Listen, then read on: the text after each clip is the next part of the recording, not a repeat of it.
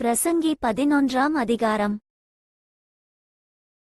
உன் ஆகாரத்தை தண்ணீர்கள் மேல் போடு, அநேக நாட்களுக்குப் பின்பு அதின் பலனைக் காண்பாய்.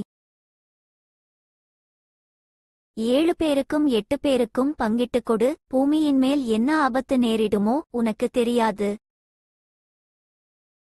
மேகங்கள் நிறைந்திருந்தால் மழையை பூமியின் மேல் பொழியும். மரமானது தெற்கே விழுந்தாலும் வடக்கே விழுந்தாலும் விழுந்த இடத்திலேயே மரம் கிடக்கும்.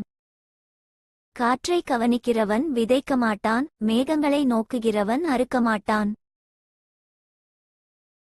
ஆவியின் வழி இன்னதென்றும் கர்ப்பவதியின் வயிற்றில் எலும்புகள் உருவாகும் விதம் இன்னதென்றும் நீ அறியாதிருக்கிறது போலவே எல்லாவற்றையும் செய்கிற தேவனுடைய செயல்களையும் நீ அறியாய்.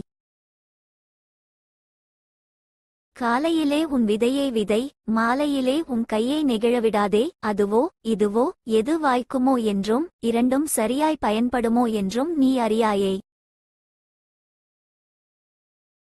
வெளிச்சம் இன்பமும் சூரியனைக் காண்பது கண்களுக்கு பிரியமுமாமே. மனுஷன் அநேக வருஷம் ஜீவித்து அவைகளிலெல்லாம் மகிழ்ச்சியாயிருந்தாலும் அவன் இருளின் நாட்களையும் நினைக்க வேண்டும். அவைகள் அநேகமாயிருக்கும், வந்து சம்பவிப்பதெல்லாம் மாயையே. வாலிபனே, உன் இளமையிலே சந்தோஷப்படு, உன் வாலிப நாட்களிலே உன் இருதயம் உன்னை பூரிப்பாக்கட்டும். உன் நெஞ்சின் வழிகளிலும் உன் கண்ணின் காட்சிகளிலும் நட. ஆனாலும் இவையெல்லாவற்று நிமித்தமும் தேவன் உன்னை நியாயத்திலே கொண்டு வந்து நிறுத்துவார் என்று அறி.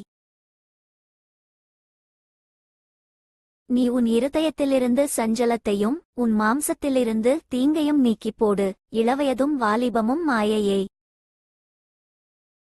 For more videos subscribe and like my channel.